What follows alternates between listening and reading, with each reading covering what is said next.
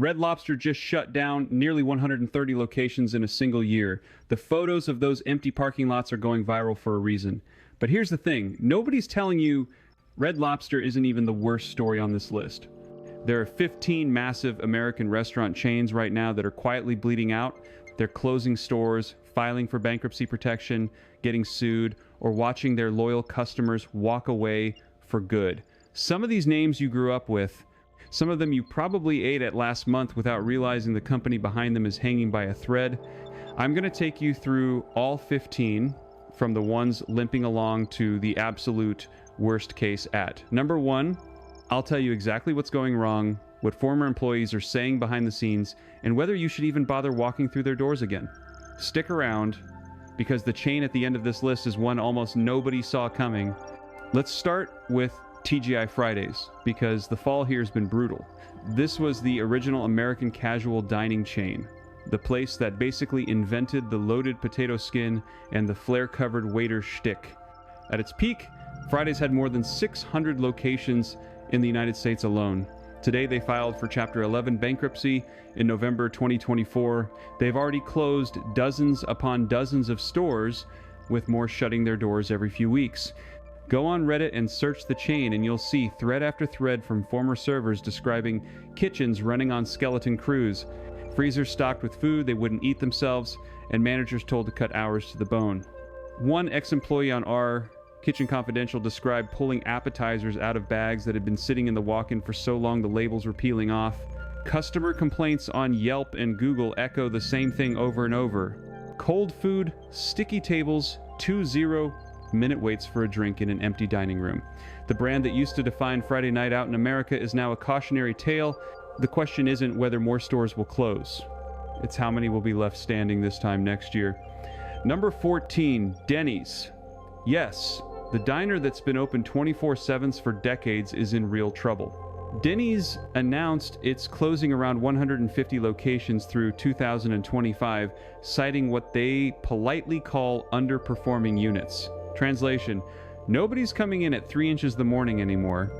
The late-night crowd that built this chain has moved on to drive-thrus and delivery apps. Their same-store sales have been sliding for multiple quarters. The company's own SEC filings show traffic dropping at a pace that's hard to spin. Customers online keep saying the same things. The Grand Slam costs almost $20 now in some markets. The coffee tastes burnt, and the locations that are still open feel run down. Denny's isn't dead yet, but it's a shadow of what it used to be. The empty booths tell the story better than any earnings report. Number 13, Cracker Barrel. Now this one shocked a lot of people. Cracker Barrel was supposed to be recession-proof, the place where road trippers and grandparents always stopped.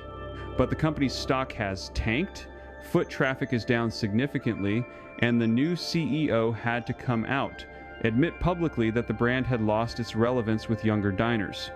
Their attempt at a rebrand with updated decor and a new logo got absolutely roasted on social media. Longtime fans accused the company of stripping away the country charm that made it special in the first place. Meanwhile, on the food side, complaints about portion sizes shrinking and prices climbing are everywhere. One viral X post showed a chicken and dumplings plate that looked half the size it used to be, with the caption, "$15 for this?" Cracker Barrel hasn't started mass closures yet, but the warning signs are flashing red. Number 12, Hooters. The orange shorts empire is in serious financial pain. Reports surfaced in 2024 that Hooters was preparing for a potential bankruptcy filing. They've already shut down dozens of locations across multiple states, including longtime flagship stores. The concept itself feels stuck in another era. Younger consumers just aren't showing up the way previous generations did. Add in rising labor costs, increasing rent, and a wings menu that's gotten significantly more expensive due to chicken prices, and you've got a business model that's collapsing under its own weight. Former employees on Reddit have been describing a chain that's cutting corners everywhere, from food quality to staffing levels. Whether you love or hate the brand, the numbers don't lie, and Hooters is fighting for survival. Number 11, Boston Market. If you haven't thought about Boston Market in a while, there's a good reason. This chain has gone from over 1,000 locations at its peak to fewer than 30 operating stores today. By some counts, even less. The company has been hit with lawsuits from suppliers claiming millions in unpaid bills, evictions from landlords, and Labor Department actions over unpaid wages. Workers have shown up to find their stores locked shut without warning. This isn't a chain in decline. This is a chain in active freefall. Most analysts think it's only a matter of time before Boston Market disappears from the American landscape entirely. Number 10. Red Lobster. Red Lobster filed for Chapter 11 bankruptcy in May 2024 and shut down nearly 130 locations almost overnight. The endless shrimp promotion that everyone laughed about actually played a real role, costing the company tens of millions in losses. But the deeper issue was years of mismanagement, declining seafood quality complaints, a supply deal with Thai Union that critics say flooded the chain with cheaper shrimp at the expense of the customer experience. Diners online keep saying the same thing. The biscuits are still good, but everything else feels like a step down from what they remember. Red Lobster is restructuring under new ownership, but rebuilding trust is going to take years. Many of those closed locations are never coming back. Number 9, Applebee's.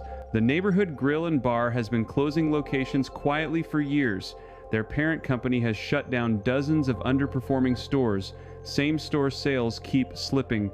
The 2 for $20 deal that used to pull people in just doesn't have the same magic anymore, especially when inflation has pushed those deals up to 2 for $25 or more. Servers on Reddit talk about ghost town shifts on weekends. Customers complain that the food coming out of the kitchen feels increasingly like microwaved freezer fare. Applebee's isn't going anywhere overnight, but the trajectory is unmistakable. Number 8, Subway. Yes, Subway. The chain that used to have more locations than McDonald's, Subway has closed over 6,000 US locations in the past several years. 6,000. That's not a typo. The franchise model has been collapsing from the inside, with franchisees publicly feuding with corporate over forced discounts, declining traffic, and foot-long promotions that they say lose the money. The chain was sold to Rourke Capital in 2024 for nearly $10 billion, but the underlying problems haven't gone away. Customers complain about smaller portions, the disappearance of favorite menu items, and bread that doesn't taste the way it used to. Walk into a Subway today and you'll often find one employee, dim lighting, and a vibe that suggests the lease might not get renewed. Number 7, Outback Steakhouse. Bloomin' Brands, the parent company, announced the closure of dozens of Outback locations in early 2025. They're calling them their lowest performing stores. The Bloomin' Onion still has fans, but customer reviews increasingly mention tough steaks, long waits, and prices that have climbed faster than the quality. Same-store sales have been negative for multiple quarters. The brand is fighting to stay relevant against newer, trendier steakhouse concepts. Former kitchen staff on Reddit have shared stories about pre-portioned, pre-marinated steaks arriving in vacuum-sealed bags. This isn't unusual in chain restaurants, but it does undercut the steakhouse experience the brand is trying to sell. Number 6, Buffalo Wild Wings. The wing chain has been quietly shedding locations and battling lawsuits, including one high-profile class action over allegations that their boneless wings aren't actually wings at all, but pieces of breast meat. The chain settled, but the reputational damage stuck. Customers online repeatedly complain about wings shrinking in size while prices climb, sauce quality declining, and service times getting worse. The sports bar concept is also under pressure from cheaper, faster competitors, and from the simple fact that more people are watching games at home. Buffalo Wild Wings isn't on the verge of collapse, but the chain that used to own game day is losing its grip. Number 5, Bob Evans. This Midwestern breakfast staple has been quietly closing stores for years. The brand has struggled to maintain its identity after being sold off multiple times. Locations in smaller towns that anchored the chain for decades have been shuttered, often with little warning to longtime customers. Online reviews are full of nostalgia mixed with disappointment. Diners say the food doesn't taste like it used to, and the dining rooms feel half abandoned. Bob Evans isn't making national headlines, but a slow, quiet death is still a death. Number 4, Joe's Crab Shack. Remember when Joe's Crab Shack was everywhere? At its peak, the chain had over 130 locations. Today it's down to a small handful after parent company Ignite Restaurant Group filed for bankruptcy and sold off most of the brand. The closures came fast and furious, with entire regions losing their Joe's locations in a single quarter. Seafood chains have been hit especially hard by rising ingredient costs, and Joe's couldn't keep up. The buckets of crab concept that defined the brand became unsustainable when crab prices skyrocketed. What's left of Joe's is hanging on, but it's a fraction of what it once was. Number 3. Rubio's Coastal Grill. Rubio's filed for bankruptcy in 2024 and closed nearly 50 locations across California in a single day, blaming rising operating costs and California's new fast food minimum wage law. The chain that helped popularize the fish taco in America is now a fraction of its former self. Employees showed up to work to find the doors locked. Customers lost gift cards and loyalty rewards overnight. Rubio still exists, but the closures gutted the brand's presence in its home state. It's unclear whether the surviving locations can keep it alive. Number 2, Quiznos. Quiznos at its peak had nearly 5,000 locations across the United States. Today, there are fewer than 150. The toasted subchain that once seriously challenged Subway has collapsed almost completely, the victim of disastrous franchisee relationships. Lawsuits from owners who said corporate forced them to buy ingredients at marked up prices that made profitability impossible. A brand that simply faded from the cultural conversation. Former franchisees have spoken openly about losing their life savings.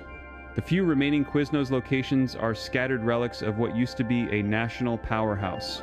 The slow-motion implosion of Quiznos is one of the most dramatic falls in American restaurant history.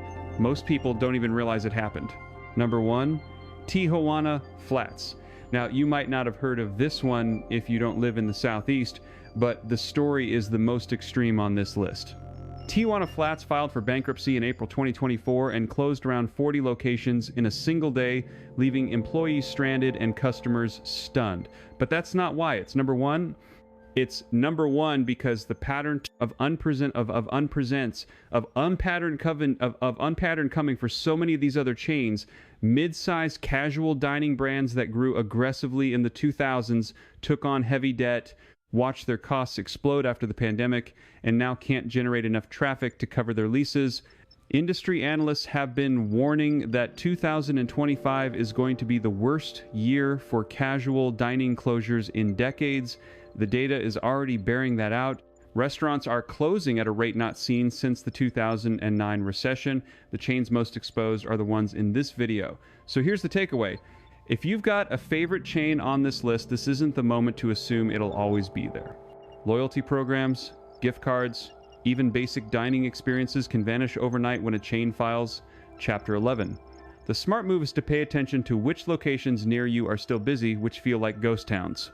And to be realistic about which brands have a future and which are running on borrowed time. Now, I want to hear from you. Which restaurant chain do you think deserves to be number 1 on a list like this? Which one have you watched fall apart in your own town? Drop it in the comments and tell me your story, because I read them all. The chain you mentioned might be the one I dig into next.